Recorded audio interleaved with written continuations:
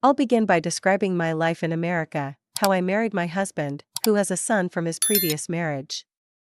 We live in a typical suburban home, and everything seems peaceful.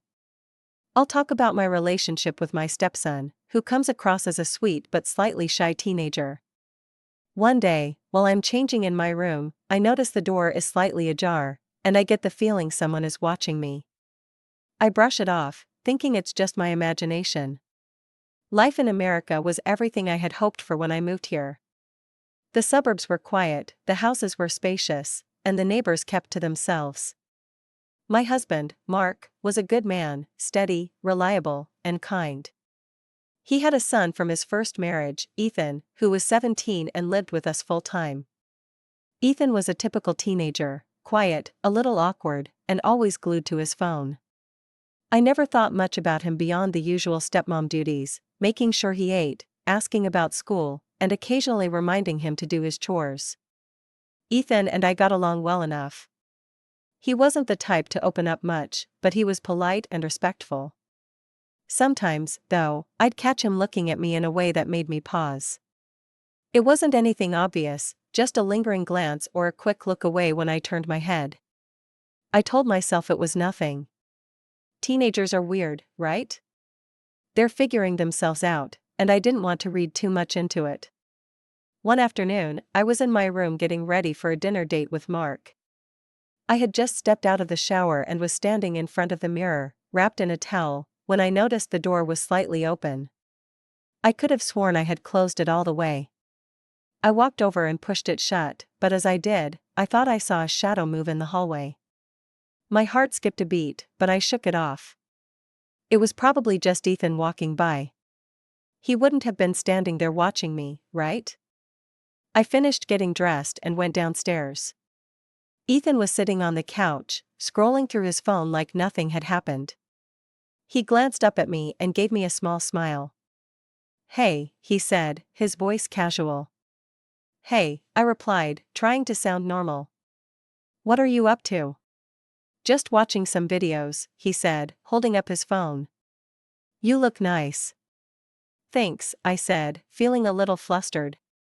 It was just a compliment, I told myself. Nothing to overthink.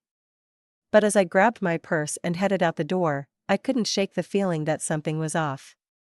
After that day, I started noticing little things about Ethan that I hadn't before. He'd always been quiet, but now it felt like his silence had a different weight to it. He'd linger in the kitchen when I was cooking, leaning against the counter and asking me random questions, about my day, my favorite movies, even what I thought about his friends. At first, I thought it was sweet. Maybe he was finally opening up to me. But then I'd catch him staring at me when he thought I wasn't looking, and it made me uneasy. One evening, Mark was working late, and I was in the living room folding laundry. Ethan came in and sat down on the couch, his eyes fixed on the TV. I could feel him glancing at me every now and then, but I kept my focus on the clothes in front of me. "Do you need help with that?" he asked suddenly, breaking the silence. I looked up, surprised. "Oh, no, I'm good. Thanks, though." He nodded but didn't look away. "You're always doing stuff around the house. Don't you ever get tired of it?" I laughed a little. "Well, someone's gotta do it, right?" "Yeah, but," he trailed off, his eyes dropping to the pile of clothes in my lap. "You're not, like, a maid or anything. You shouldn't have to do all this." I wasn't sure how to respond. It was nice of him to say, but there was something in his tone that felt off. It's just part of being an adult. I said finally. "You'll understand when you're older." He didn't say anything to that, just kept watching me with this weird intensity that made my skin prickle. I finished folding the laundry as quickly as I could and stood up. "I'm going to go put these away," I said, trying to sound casual. "Okay," he said, still sitting there. "I'll be here." As I walked upstairs, I couldn't shake the feeling that something was changing between us. It wasn't just his words. It was the way he looked at me, the way he seemed to always find a reason to be near me. I told myself I was overreacting. He was just a kid, after all. But deep down, I knew it was more than that. Later that week, things got even weirder. I was in the backyard, sunbathing in my bikini. It was a hot day, and I figured I'd take advantage of the empty house while Mark was at work, and Ethan was supposedly at a friend's place. I had just closed my eyes, letting the sun warm my skin when I heard the sliding glass door open. I sat up, startled, and saw Ethan standing there holding a glass of water. "Hey," he said, walking over to me. "I thought you might be thirsty." "Oh, thanks," I said, taking the glass from him. I tried to act normal, but I felt exposed, sitting there in just my bikini. I reached for the towel next to me and draped it over my legs. "I thought you were at Jake's." "I was," he said, sitting down on the edge of the lounge chair. But I came back early. Didn't feel like staying." "Yo," I said, sipping the water. "Everything okay?" Yeah, it's fine," he said, but he wasn't looking at me. His eyes were fixed on the pool, and I could see his jaw tighten. I don't know. I'd rather be here." I didn't know what to say to that. There was something in his voice, something raw and vulnerable, that made me feel like I was treading on thin ice. "Well, you're always welcome here," I said finally, trying to lighten the mood. "You know that, right?" He turned to look at me then, and the intensity in his eyes took my breath away. "Yeah," he said softly. "I know." We sat there in silence for a few minutes, the air between us thick with something I couldn't quite name. Finally, I couldn't take it anymore. "I should probably go inside," I said, standing up and wrapping the towel around me. "It's getting too hot out here." "Okay," he said, still sitting there. "I'll stay out for a bit." As I walked back into the house, I could feel his eyes on me, and it made my stomach twist. I told myself it was nothing, just a teenager being moody and weird. But the truth was, I didn't know what to think anymore. Ethan was changing, and so was whatever this thing was between us. And I wasn't sure if I was ready to face what that meant. It happened on a Friday night. Mark was out of town for a work conference, and Ethan and I were home alone. I had just finished dinner and was heading upstairs to take a shower. The house was quiet, the kind of quiet that feels heavy, like it's waiting for something to happen. I was in the bathroom, letting the water run until it steamed up the room, when I realized I'd forgotten to grab a clean towel. I wrapped myself in the one I had and stepped out into the hallway, thinking I'd just grab one from the linen closet. That's when I saw him. Ethan was standing at the end of the hallway, his back to me, but he turned around when he heard the door open. For a second, we just stared at each other. I could see the surprise on his face, and then something else, something that made my stomach drop. "Oh, sorry," I said quickly, pulling the towel tighter around me. "I just needed a towel." He didn't say anything at first. He just stood there, his eyes flickering over me in a way that made me feel exposed, even though the towel covered everything it needed to. "It's fine," he said finally, his voice low. "I was just going to my room." I nodded, trying to act normal, but my heart was pounding. "Good night, then." "Good night," he said, but he didn't move. He just kept looking at me like he was waiting for something. I hurried past him, my bare feet slapping against the hardwood floor, and grabbed a towel from the closet. When I turned around, he was still there, leaning against the wall now, his arms crossed over his chest. "You know," he said, his voice casual but with an edge to it. "You don't have to act like I'm some kind of stranger." I froze, the towel clutched in my hands. "What do you mean?" "Oh, baby. You mean," he said, pushing off the wall and taking a step toward me. "You don't have to act like you're scared of me. I'm not going to bite." I forced a laugh, but it came out shaky. "I'm not scared of you, Ethan. I don't know, this feels weird." "Why?" he asked, his eyes narrowing. Because I'm not a kid anymore?" I didn't know how to answer that. The truth was, he wasn't a kid anymore. He was almost 18, tall and lean, with a confidence that made him seem older than he was. But admitting that felt dangerous, like it would open a door I wasn't ready to walk through.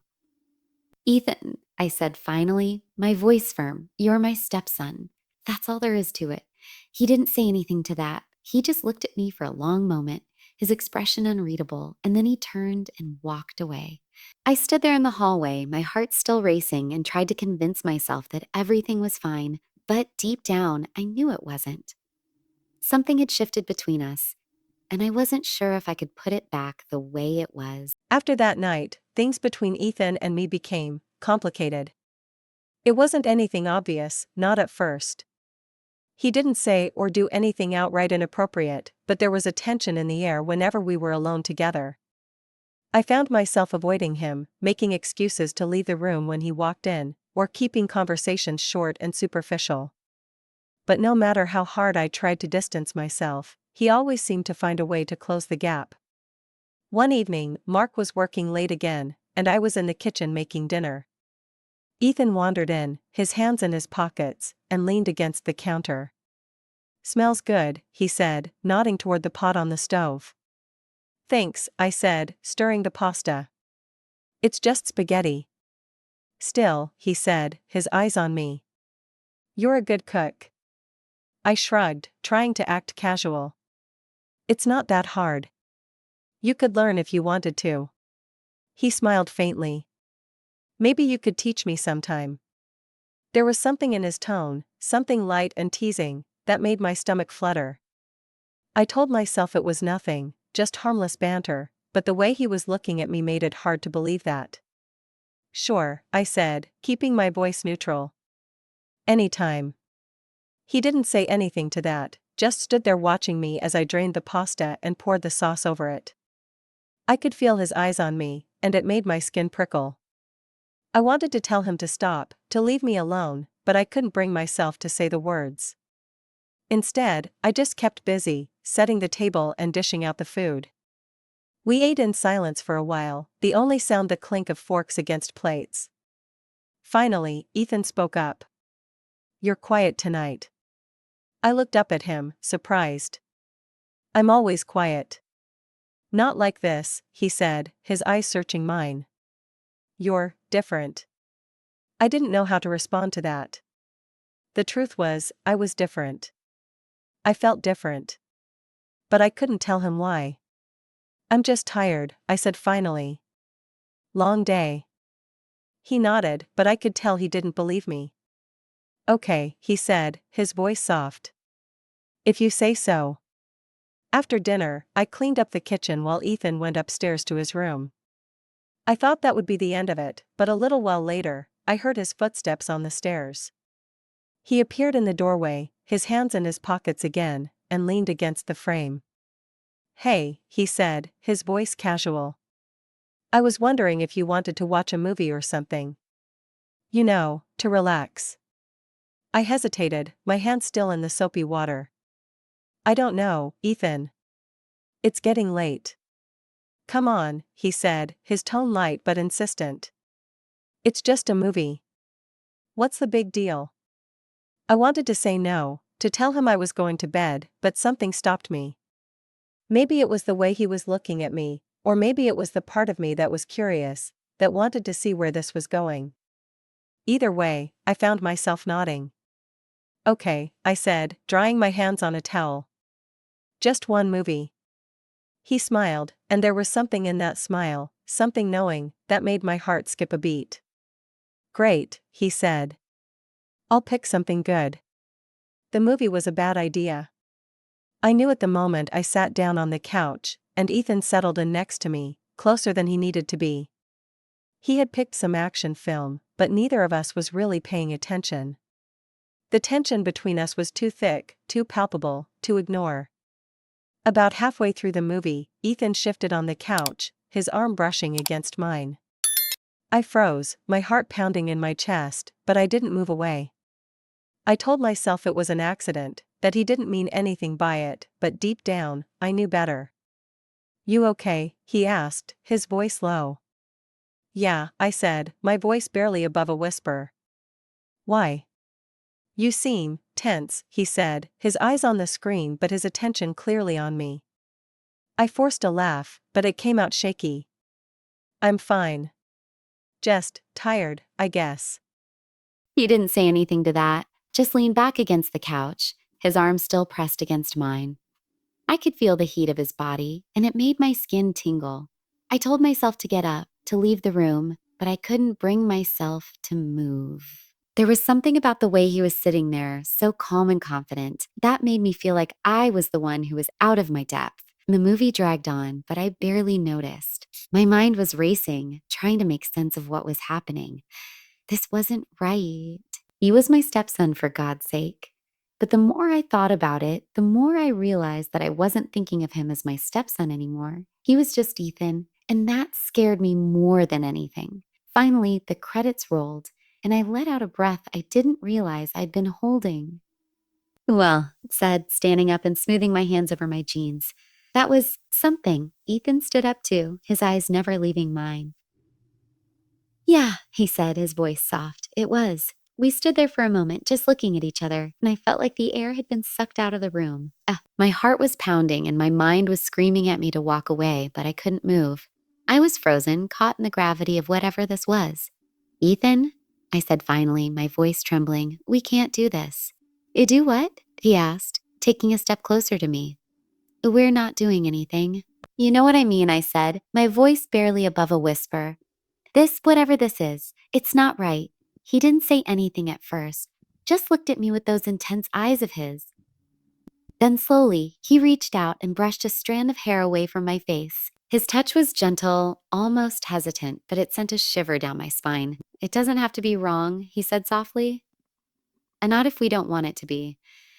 I wanted to argue, to tell him he was being ridiculous, but the words wouldn't come. Instead, I just stood there, my heart racing, as he leaned in and kissed me.